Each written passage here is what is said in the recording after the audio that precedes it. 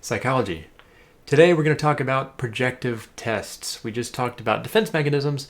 So Freud's whole idea, as we discussed, was that the unconscious is the most important part of your personality. A lot of what he said was crazy. A lot of what he said was controversial. It was certainly people at the time, the very straight-laced people at the time, didn't like his more eccentric parts. And a lot of what he said wasn't based on science. All that being said, he came up with a lot of good stuff. So before Freud, no one cared about the unconscious. They only cared what you could actually measure on a piece of paper. And that's not the whole story. Also before Freud, he kind of invented talk therapy. So before Freud, I might have already said this in a video, but before Freud, if you were crazy, something physically had to be done to you to fix your crazy. And Freud came up with the revolutionary idea that you could actually talk to somebody to fix them. So good job, Freud, on those fronts. The problem with thinking that the unconscious is super important for your mental health is that the unconscious, by definition, can't be accessed because it's unconscious. So he came up with this series of things to be able to tap into your unconscious. And we're going to kind of play with that today. So here we are. There are a few of them, and they are... The first is the Rorschach test. There's a few versions of this. We're going to go through the official 10 Rorschach ink blots. So what I want you to do is, I want you to take out a piece of paper. Well, I'd say paper. Take out a, either piece of paper or dual screen your iPad or something, where you're going to get a document and you're going to write what I tell you to write. It's basically write the first thing that comes down. But the Rorschach ink blot test, all of the projective tests are ambiguous images where you kind of project your unconscious onto them. So, and according to a Freudian therapist, everything you do is important. They were really big on dreams, and inside of a dream, everything in the dream is super important. So like, if you trip in your dream, that means something. Or if you're climbing a ladder, that means something. If you fall, that means something. If someone's chasing you, that means something. If you talk to somebody else, maybe they think, maybe some of the general themes mean something, but Freud would say, no. Everything, every specific thing means something. And that was kind of what his book was that made him famous, was outlining exactly what specific things mean in dreams. Just kind of a long list of what things can mean. And that's what made him famous. But anyway, that's dreams. So he said dreams can tap into your unconscious. We're going to look at some of the other projective tests, including the ink blot test. This is slide number 1 of 10 of the ink blot test that's been up on the screen this whole time. And what they'd have you do, it would be, the actual ink blot test would be on little like index card size things. And the therapist would show you the index card, and everything you did in this little interview would matter. Like if you asked to go to the bathroom, they would write that down. That means something. If you asked to rotate the card, that means something. If you come up with like 10 things this looks like, that means something. If you struggle to come up with one thing, that means something. If you comment on the texture of the picture, that means something. If you point out the small things, big picture, if you point out the white space, the black space, if you talk about emotion, all that means something. Anyway, what we're going to do is we're just going to walk through the 10 pictures of the Rorschach ink blot, and then we'll do a couple other, look at a couple other projective tests. And during this, I want you to, on a physical piece of paper, or if you can split screen your iPad on Notability or something, just write down. So I'm gonna stay quiet for a few seconds after I flip the screen, and then we will discuss what it supposedly means. So here we go. So you've of course had minutes on this slide so far, so whatever you think this means, and in class ordinarily we would go over a whole bunch of people would say what they think it means. So according to a little cheat sheet I have here, the first card is a beginning card, which it says subjects often inquire as to how they should proceed, which makes sense. So it's an easy card other than the fact that it's the first card. Most common responses according to this, although I found that the sheet that I'm reading off of, students in my class don't always say what the supposed most common responses are. So, but I'll tell you what the most common responses are: is bat, butterfly, and moth, of course, because it kind of looks like a bat, butterfly, or a moth. But not much distinctive in this card, other than if you project your themes onto them. Like if you see darkness and violence or anger, that would mean something. at least according to a Freudian therapist, and kind of take that with a grain of salt. So here we go. Number 2. And when I flip, go ahead and spend a few seconds thinking about what you think it looks like.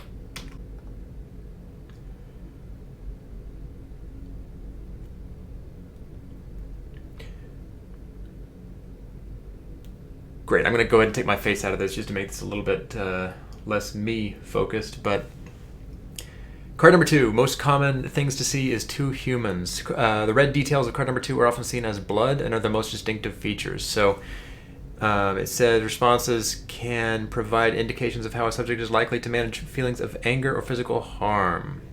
So if you saw that as blood, that means something supposedly.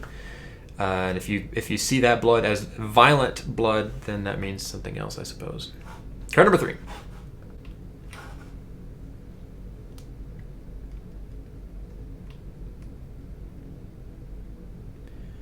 Card number 3 is commonly seen as 2 humans in a social interaction. So the way you think about this card could provide information about how you relate to other people. It says specifically response latency, so problem finding, like slowness in finding out what you think this is may reveal struggling social interactions. And for the 5th time, take this with a grain of salt because this is Freud, and Freud was a little bit crazy. Card number 4 coming up.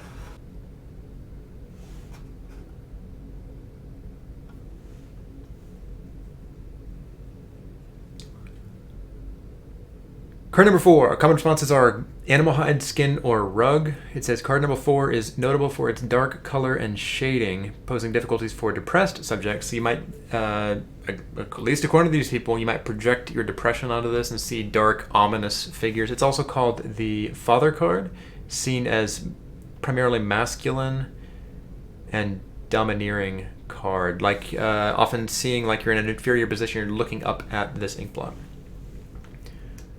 Card number 5 coming up.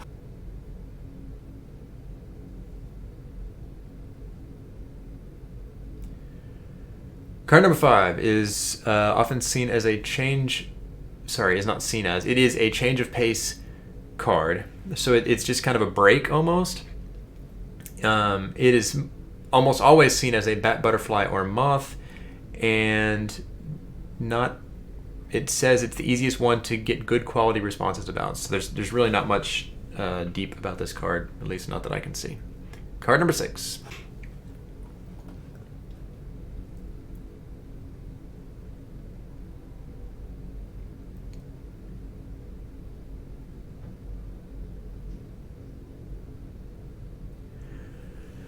Card number 6. The most common responses are animal hide, skin, or rug. Although that's not usually what the class says, but it supposedly elicits association with interpersonal closeness. Sounds good.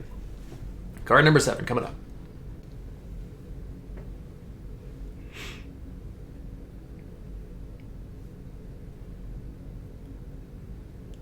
Card number 7. Common responses are human heads or faces. Specifically women or children, so feminine, often seen as, it says card number 7 can be associated with femininity. Human figures commonly seen in it being described as women or children, and it functions as a mother card where supposedly, and you hear me saying that supposedly word a lot, difficulties in responding may be related to concerns with the female figures in the subject's life.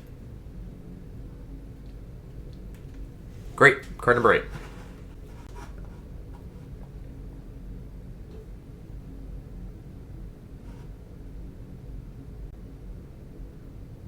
Card number 8, first colored card. Often seen as an animal, but not a cat or dog.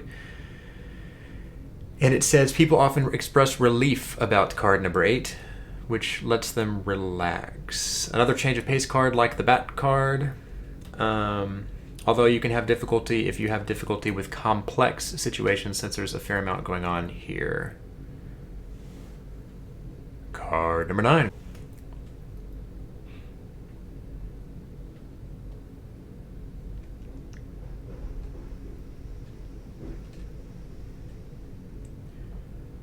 Card number 9 is often seen as a, well, at least on this paper, it's often seen as a human, but I never hear that. Often, what I hear from my students, I'll just interject my own thoughts, is deer antlers on the top or flames or something like that. That's what I often hear. I don't really hear. I don't even know how you could see humans, but that's okay. It says characteristic of card 9 is indistinct form and diffuse muted chromatic features, creating a general vagueness. Okay, sounds good. Card number 10 coming up.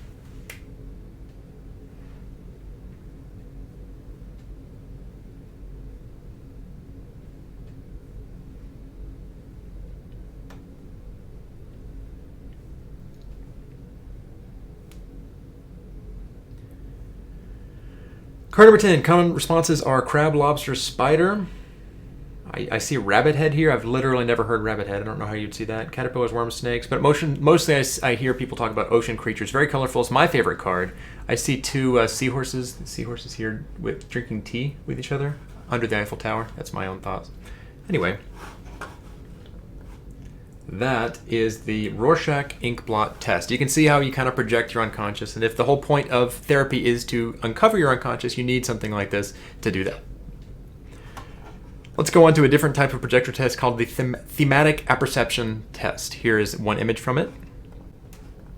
Once and again, I'm going to take myself out of this. The point of this is similar to the Rorschach ink blot test. I like this one better, actually. The Rorschach, it's just an ink blot. It means nothing. This one is two people that are in an ambiguous situation. So I feel like it gives you a better palette to kind of project your thoughts onto. So your job, supposedly, is to say, what are these two people doing? What are the emotions between these two people? What were they doing? What are they going to be doing? If they're having a conversation, what's the conversation about? Just kind of describe the whole situation that's going on. So I'll give you, 10 seconds to think about this card and...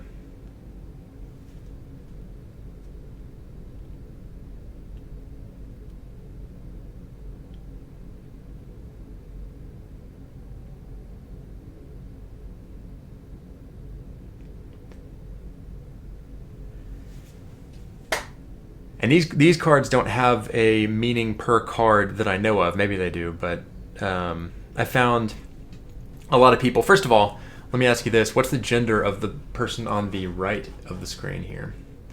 Because I find of my students, about 3/4 or maybe 4/5 of them see that as a female, and the rest see that as male. To me, it seems like clearly a female. I just find that interesting.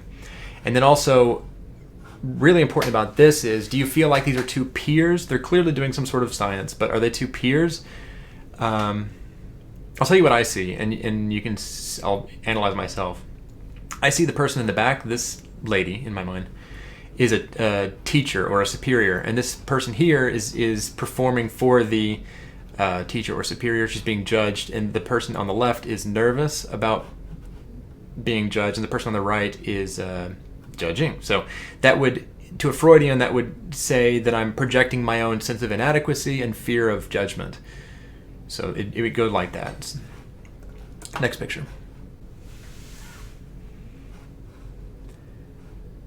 This one I can't zoom in, so you're just going to have to kind of look at it small like that.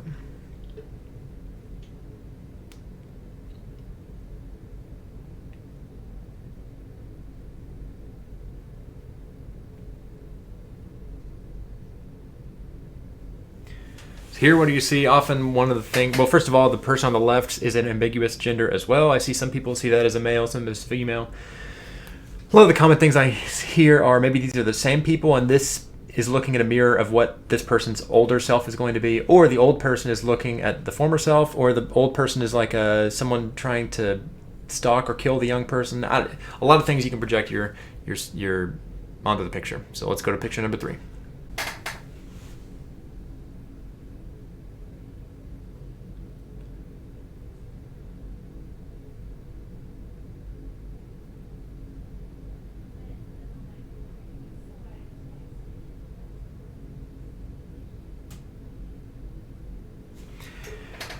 This one's a really good one that's ambiguous, and you can project all sorts of things. So you could, and almost no one does, but you could have a completely innocent view that, like, she woke up and it's bright, she turned the lights on, and she's having to shield her face, lights are on. I find most people, maybe you included, see some sort of a negative light in this picture, like she just killed her husband, or her husband is cheating on her, or her husband's dead. A number of things. Or someone said, years back, one of my students said they're going through financial troubles, and so she's waking up in the middle of the night scared about money. You can see how projection would project this kind of a thing onto an image like this. Next week.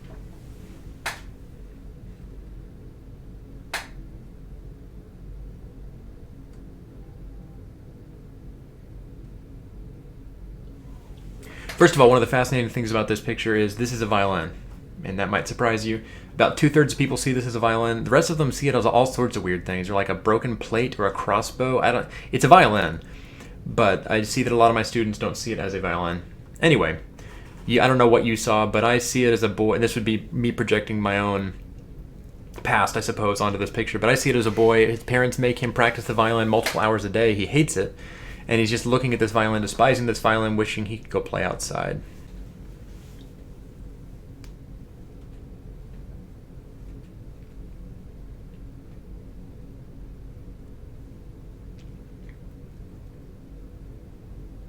Here again, it's ambiguous whether who's at fault here. It seems like some sort of an argument or something. Is he pulling away? Does she wants to stay? Did he do something bad? And who knows? And then there's also a woman on the left here. But you can see how you can project, like, did he do something bad and she, or maybe she did something bad and he's trying to get away. You can see how it's ambiguous. You can project things onto it here.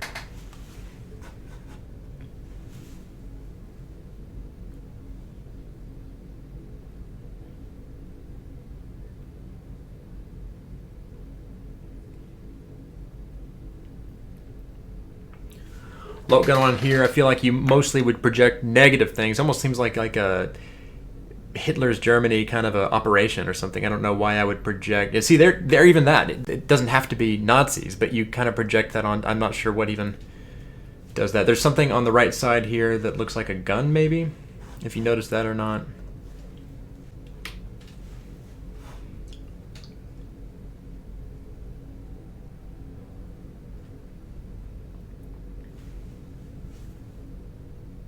Here also ambiguous as to the gender of at least one of them, but what's going on? Did someone die? Is this a living person talking to a dead person? Is it? I don't really have strong thoughts about this one myself.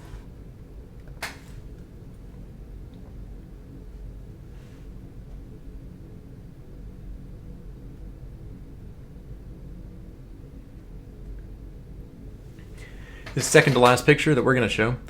I don't know what this is. To me, I don't know why, but it reminds me of Pinocchio. There's Pinocchio, and is it Geppetto, or is that the cricket? I don't know. But the old man in Pinocchio that's like bringing the boy to life, or maybe that was the wooden boy, now he is alive. I'm not quite sure what that means, but that's what I see. Last picture.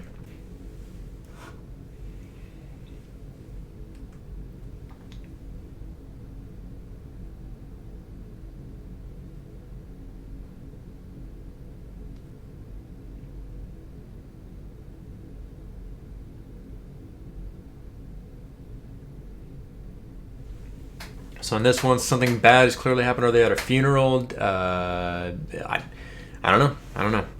That's why it's nice to have this in class where we can actually talk about what we see here. It makes it very interesting. But that was the end of the thematic apperception test. So the thematic apperception test is the one with actual people. It's two people, ambiguous situation. Rorschach, inkblot is just inkblots. There's a couple more, so I'll show you the other ones. Here's an example I got online of the incomplete sentence test. So in this case, you're given half a sentence or the first prompt of a sentence, and you have to complete it as quickly as possible. I would never ever do this in class because either someone would be too guarded and that defeats the purpose, or they would be properly guarded, which you want to be in a therapy room, but then they could possibly say something that would compromise themselves in front of everybody. So I would never do this in class, but you can kind of do it yourself. And the prompt here is like, I feel, and so as a therapist you'd say, I feel, and you'd want the person to answer as quickly as possible. Even if you just wait for like 2 seconds, that can be enough time that your brain would have that filter that would come in and stop you from saying what you actually feel. Or like, my father, whatever. You just say it as quickly as possible. And then on the right here, these italicized parts are some of just an example of what might be said after the prompt. So that's the incomplete sentence test. The other things that I don't have pictures for, but are Word association test, very similar to the sentence completion test, and that would just be, you just say a word, you say the next word that comes to mind. So like you say blue, and you might say red as a compliment to blue, or you might say sky, and I say bird, and you might say blue jay or crow. I don't know what you say. But then you could say something, you kind of get them in that rhythm of saying the first thing that comes to mind, whatever, like black, green, blue, sky. But then you say dad, and then you say like abandoned or something, and then whoa, all of a sudden it means a lot. So you just say the first thing that comes to mind. Same rules apply, where if you say it so fast that there is no filter, that's more important. If you say it more slowly, you can your mind can create that protective filter that would kind of ruin the whole point of the experiment. The other thing is free association, which Freud was most famous for, and that is, in a movie, if you see a Freudian therapist talking to a patient, they're going to be lying horizontally on like a leather couch. That's free association. So that's when the client just starts talking, and the therapist could say, all right, I just want you to talk. Client says, what about? Therapist could say anything. So you just start talking. You say, all right, well, today was an ice storm, and I just kind of sat out the window looking at all of the branches break, hearing the cracks of the branches, and they would fall. And you just go on. This all happens to be a true story from my life in the last 24 hours, but you keep going on, and it doesn't mean much at first, but theoretically, if you keep going, then you'll eventually start talking about what's unconsciously bothering you if you talk long enough. So that's free association. You just kind of just free talking, and supposedly eventually you'll start talking about what bothers you. So I will not have you turn in the paper that you wrote for the tests, because that sounds too personal, so I don't want that. But we just have a real quick Google form that I'm going to have you fill out, and that's it for